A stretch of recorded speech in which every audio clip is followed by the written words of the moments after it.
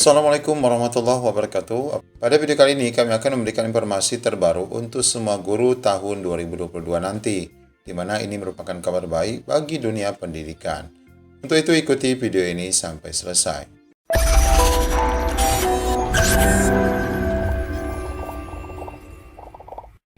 Ya, informasi kali ini kami sampaikan berkenaan dengan penyesuaian SKB 4 Menteri tentang pembelajaran di masa COVID-19.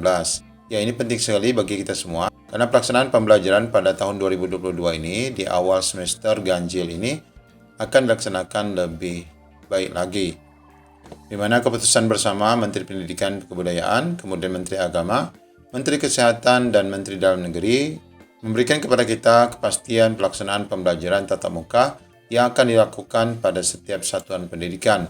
Ya, di mana situasi pandemi yang terkendali menumbuhkan optimisme untuk bersama pulihkan pendidikan. Ya, hampir 2 tahun anak-anak Indonesia tidak belajar sebagaimana mestinya, di mana pemulihan sangat mendesak untuk dilakukan. SKB 4 Menteri ditetapkan melalui berbagai pertimbangan yang matang demi kemaslahatan bersama, khususnya untuk masa depan anak-anak Indonesia. Ya, kita berharap pelaksanaan PTM pada masa tahun 2022 ini akan lebih baik lagi. Kita lihat aturan-aturan yang sudah ditetapkan Bapak Ibu. Di mana di sini ada beberapa kategori ya untuk wilayah-wilayah dalam penerapan PTM di sekolah masing-masing.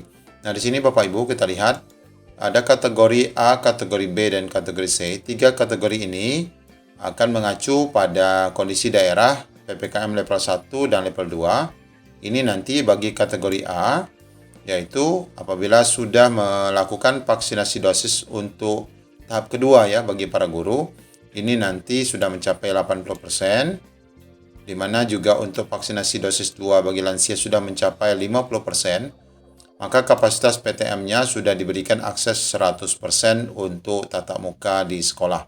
Namun, durasi pembelajarannya maksimal hanya 6 jam. Dan ini dilakukan full ya Bapak Ibu, yakni 5 hari atau 6 hari dalam 1 minggu. Ini khusus untuk kategori 1, di mana vaksinasi untuk PTK itu sudah tahap 2 ya, dan mencapai 80%. Kemudian untuk kategori 2, di mana data vaksinasi untuk PTK tahap 2 itu baru mencapai di bawah 80%, di atas 50%. Kemudian vaksinasi untuk lansia di setiap kabupaten kota juga baru mencapai maksimal 50%. Maka kapasitas PTM-nya masih dibatasi sebanyak 50% saja, meskipun ini bisa dilakukan setiap hari dengan maksimal 6 jam. Namun bagi rekan-rekan yang berada di wilayah PPKM 1-2, tapi kategori untuk vaksinasinya itu masih di bawah 50%, khususnya untuk dosis 2 ya. Kemudian vaksinasi orang tua ataupun lansia itu juga masih di bawah 40%. Maka ini tetap penerapan PTM-nya 50%, bahkan waktu yang diberikan hanya 4 jam dalam setiap tatap muka. Ya, tentu saja untuk level-level berikutnya akan melakukan tatap muka lebih sedikit, bahkan akan dilakukan dengan cara PJJ ya, atau masih menggunakan daring. Namun berbeda untuk kategori K, yakni kategori khusus ya. Ya, ini untuk daerah 3T. Ini tidak lagi mempertimbangkan vaksinasi, ini sudah dianggap selesai, sehingga pelaksanaan tatap muka itu ditargetkan sudah bisa mencapai 100%, dilakukan sebanyak 5 atau 6 hari dengan maksimal 6 jam. Ini hanya untuk di daerah khusus atau daerah 3T. Kemudian kita lihat Bapak Ibu, pengaturan pembelajaran tatap muka yang terbatas itu, yaitu mulai dari Januari 2022, semua satuan pendidikan pada level 1, 2, dan 3 PPKM wajib melaksanakan PTM terbatas, di mana Pemda tidak boleh melarang PTM terbatas bagi yang memenuhi kriteria dan tidak boleh menambahkan kriteria yang lebih berat. Jadi Bapak Ibu, ini sudah merupakan keputusan bersama dapat dilakukan PTM itu bagi level 1, 2, dan 3. Kemudian pengaturan kapasitas peserta didik dan durasi pembelajaran dalam penyelesaian PTM terbatas diatur berdasarkan cakupan vaksinasi dosis 2 PTK di masing-masing satuan pendidikan serta vaksinasi masyarakat lansia di wilayah kabupaten kota dimaksud, sebagaimana infografis yang sudah disampaikan tadi ya.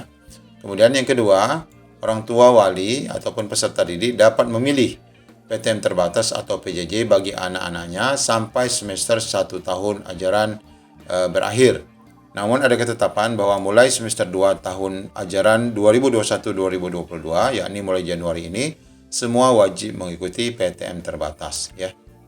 Lalu sanksinya adalah satuan pendidikan yang terbukti melanggar protokol kesehatan diberikan sanksi administrasi dan dibina oleh Satgas Penanganan COVID-19 atau tim pembina UKS setempat.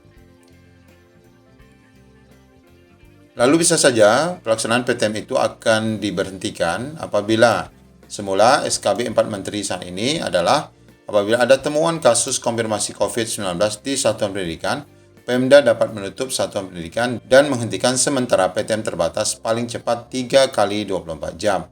Namun setelah menjadi SKB 4 Menteri yang baru ini, maka diatur penghentian sementara PTM terbatas di satuan pendidikan sekurang-kurangnya 14 kali 24 jam. Ya, ini lebih lama ya Bapak Ibu. Yakni apabila terjadi klaster penularan COVID di satuan pendidikan tersebut, kemudian angka positif rate-nya di atas 5%, kemudian warga satuan pendidikan yang masuk dalam notifikasi kasus hitam berada di atas 5%. Ya, jadi waktu untuk penghentiannya lebih lama ya, 14 hari kali 24 jam. Apabila setelah dilakukan surveillance bukan merupakan klaster PTM terbatas atau angka positif di bawah 5%, maka PTM terbatas hanya diberhentikan pada kelompok belajar yang terdapat kasus konfirmasi saja. Jadi tidak diberhentikan semua sekolah, tapi hanya bagian kelas yang terkonfirmasi positif. Ini untuk aturan baru bagi SKB 4 Menteri yang baru.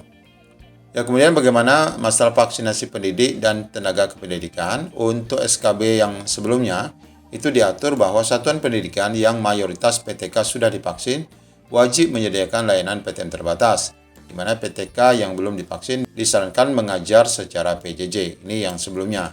Namun untuk aturan SKB 4 Menteri yang baru, cakupan vaksinasi PTK mempengaruhi jumlah kapasitas peserta didik yang mengikuti PTM terbatas pada level 1, 2, dan 3. Jadi ini nanti jumlah anaknya juga dibatasi apabila PTK tersebut belum melakukan vaksinasi ya.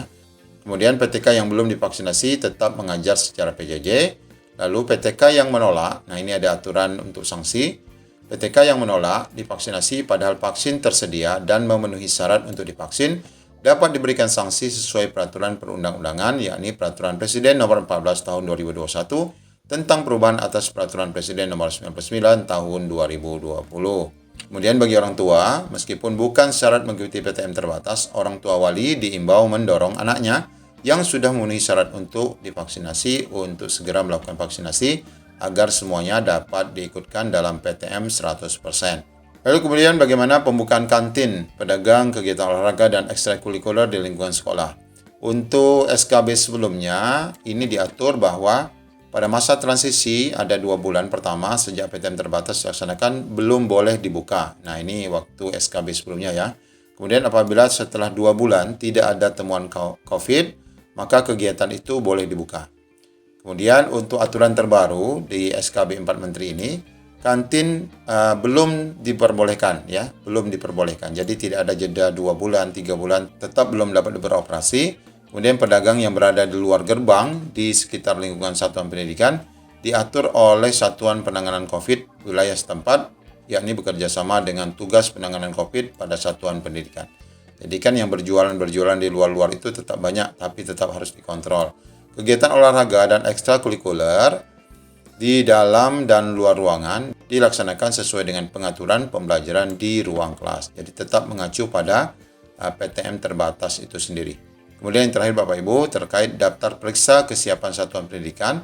Pada SKB sebelumnya, ketersediaan sarana sanitasi dan kebersihan harus ada, kemudian mampu mengakses fasilitas pelayanan kesehatan, area wajib masker, kemudian memiliki termogan, kemudian terakhir juga melakukan pendataan bagi warga satuan pendidikan yang tidak boleh melakukan kegiatan di satuan pendidikan itu.